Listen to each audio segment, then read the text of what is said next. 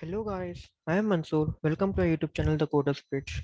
Today we will be seeing about what is confusion matrix.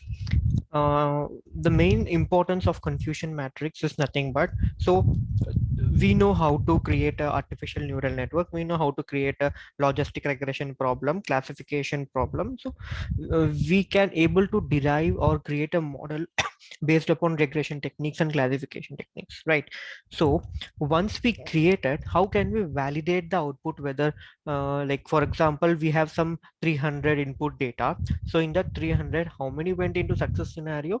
In that we can also say it like how many were in positive, how many are negative. So by using this confusion matrix, like we can able to easily classify the problems. So in our previous session, let me just roll back to the Chrome window. Yeah.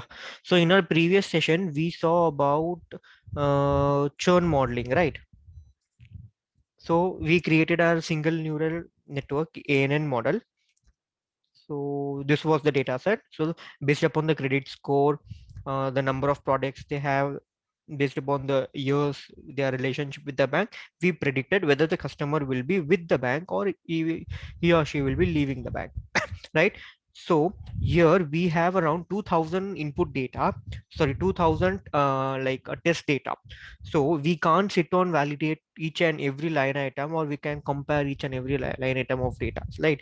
So instead of that, there is a methodology called confusion matrix. If you guys are really interested in machine learning and statistics, then please do watch this video completely, because this will be going to help you to solve a mini decision problems. So it will give you clarity about your model, how accurate your model is, and what are the metrics you can classify. So we will be seeing complete. So initially we will be seeing about confusion metrics. In the next session we will be seeing about recall, precision, accuracy, f1, what is f1 error, what is f2 error. So there are many number of like metric calculations. We will be seeing that in our upcoming sessions. Okay, so first let me start with the confusion matrix. Confusion matrix is nothing but a matrix which has two parameters, positive and negative. So this is mainly used for a classification, or we can also say binary classification. Okay, so we'll just consider like this is yes and this is no. So based on our problem, right, our AN and our previous problem, we are classifying whether our customer will be with bank or leaving the bank. No, in the sense he will be leaving the bank. S means he will be staying with the bank, right? So for example, we are taking the total employee count we are testing, not employee, the customer count is of 200. That means our test data is of 200 line items. Okay, so in what is that confusion matrix, right, there will be two independencies, which is prediction, actual is nothing but the uh, y test data is nothing but the actual data we have split it into a test format. Prediction is nothing but we used our y train, x train and y train, and to we like predicted some value, right, based upon the what is that y train. Okay, so that is known as prediction data. So now we have two sets of data, actual data set and prediction data. Okay, so in actual data also we have S and no, in predicted data also we have S and no, right? Now this is completely actual data, this is completely a prediction data, and the total count is 200. And what is this yes no, yes no? I said told before, right, in actual we have two scenarios, 0 and 1, yes or no, male or female, like that. And prediction also we have yes no, right? And if you see here, true negative, false positive, false negative, true positive, what it is, like it's really confusing, right? That's why it is known as confusion matrix. Okay, don't worry, let me explain this. This is nothing but, see, in actual value, actual original data set has no, and prediction is also having no. Okay, so what happened is, when our model got executed, we got some prediction value, right? We are comparing that value against their actual value. In that scenario, out of 200, in actual 100 values were not in actual value 100 values are no, in prediction 100 values are no. That is true negative. Matlab, this is no, right? That means the value is null, that the value is negative, but it is an true value. Like here also no, here also no. That is means the value is negative, but it is a true negative value. That's why we consider it as a true negative value. But in this case, if you see, right, our actual value is no, but model has predicted 75 values as yes. Here the yes is nothing but because of this positive denotes this yes. Okay, hence the prediction is yes. That's why we are giving positive over here. Actually, the value should be no. That's why this true converted into false. That's why this is false positive. Simple, right? So out of this 200 data, okay, out of this 200 data, we got not 200. Sorry, total data is 200. Actual data is of 175. Actual out of 175 data, what happened, 100 data was supposed to be no in actual, and it is no in prediction also. But in what is that, in the case of yes, right, it should be 0, right, because total 175 is no. But unfortunately our model predicted 75 data as yes. That's why we have it in false positive. The same if you go here, right, our model actual data, like actual data was 5 in, sorry, actual data is around something yes, but model predicted 5 data as no. This is wrong. That's why no means negative, and the model predicted negative wrong. That's why we are putting here false. Okay, in this scenario, here we have yes, here we have yes. That means actual value should be yes, and predicted value is also yes. Our model predicted 20 value as yes. That means both are positive values and both are true. That's why we are having true positive. It's clear, right? So if you see one like interesting thing over it, anyway you can multiply like not multiply, add the data, you will get the sum. For example, you just add up this sum: 100 plus 5 105, 70 plus 25 95. What is the total of this 105 plus 95? Is 200, right? If you go here, right, 100 plus 75 175, 5 plus 20 25. If you sum up this value, so 175 plus 25, it is nothing but 200. Okay, this is the interesting thing about in confusion metrics.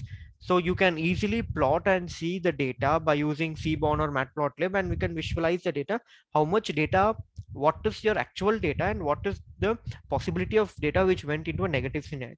So here it is easily explained. Total data is 200 in that thing. Our model should predict 175 data as no. Okay, out of 175, 100 it predicted perfectly, but for 75 it predicted yes, which is wrong. That's why it is false positive and it is true negative. Okay, and out of this 200, right, 25 should be yes, but instead of this, our model predicted 5 as no, and what is that, 20 as yes. Okay, so now let's see this in our practical session. How can we implement this practically, and how based upon the data. Okay, let's jump into our model. So this is nothing our model which we predicted. Okay, so I'm not going to run this again because here we have 300 epochs. It will again take time. So I have already a code over here. I will just explain you what it is. Here it is nothing but, first we are using a matplotlib library. Okay, then we are taking confusion matrix. We are importing confusion matrix from sklearn metrics. This is nothing. Sklearn is in this package we saw right before it. Sklearn the metrics, import confusion matrix. So as of now, this classification report is not required. So let me remove this. Okay, sklearn, from sklearn we are importing what is this confusion matrix. Then we are using pandas. Then we are using Seaborn library. Okay, so once this is done, we will be calling this prediction matrix. This prediction matrix is nothing but, what is the confusion matrix is nothing but, there is a function. In this function, we will be giving the confusion matrix. We will be giving, so before going to this, right, let me just use the value. So here you can see that this is our actual value, this is our prediction value. So I have just given the value. So here you can see, right, for actual it is yes, and for prediction it is yes. For here actual value is no, predicted value is yes. That means this is mismatched. Here it is yes, here it is yes, is perfectly right. Here it is yes, here it is no. This is mismatched. Actual value should be yes and prediction value should also be yes, right? So like we have some around like 10 or to 11 data. Okay, so now I'm calling confusion matrix, which we called here, right? Confusion matrix. So I'm calling this. So let me do one thing. Let me print CM for you. Now let me just execute this. Here we can see, right, we got confusion metric something as 1324. Okay, this is similar to this one, true negative, false negative, false positive, true positive. Here you can see, right, 1 2 3 4, true positive and false positive, true negative and false negative. Okay, so this is how we are going to see in a visualization.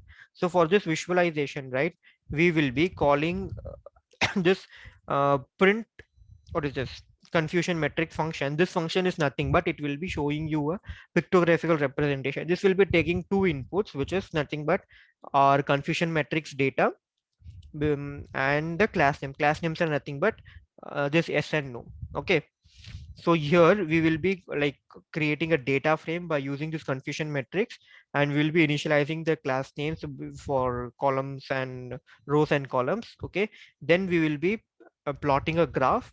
Okay, the graph size here we can able to give this, 10 is nothing but an horizontal direction, 7 is nothing but this is nothing but x comma y. X means horizontal direction and y is vertical direction, and this is nothing but a font size. Okay, so now we are using like Seaborn library heat map. Okay, by using this we are just plotting our x-axis and y-axis over here. So let me go ahead and quickly run this. Yeah, so here you can able to see, right, this is our what is that, confusion matrix plot. So here you can see it 1324, the same value got over here, and this is our prediction value, this is our actual value. In actual, our value, the total value is nothing but there were around something 1 2 3 4 5 6 7 8 9 10, total value was around 10, right? But what happened out of 10, right, yes value, actually it was yes, and prediction is also yes, it is got, it's perfectly fine. But here actual value is yes, but it predicted as no, right? This is wrong. That's why the three values have been predicted into a wrong scenario. Actual value here, if you see, actual value is no, prediction value is yes for two of the line items. And here if you see, prediction value is no and actual value is also no for four line items. Okay, so this is how we will be plotting and finding the score. So in our next session, we will be seeing about what is accuracy score, what is recall, what is precision, and what is error rate. Okay. So until then, please stay with us. If you like this video, please hit the like button and share with your friends. Until then, thank you. Bye bye.